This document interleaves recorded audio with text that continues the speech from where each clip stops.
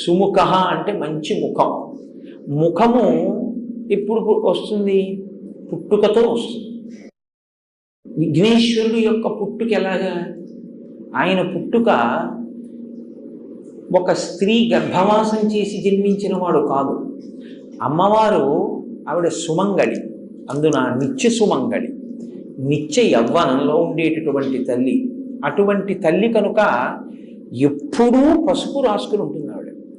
ఎప్పుడూ పసుపు రాసుకుని ఉండేటటువంటి అమ్మవారు ఒకానొక రోజున తన ఒంటి మీద ఉన్న పసుపు నలిచింది. నలిచి ముద్ద చేసి ప్రాణప్రతిష్ఠ చేసింది.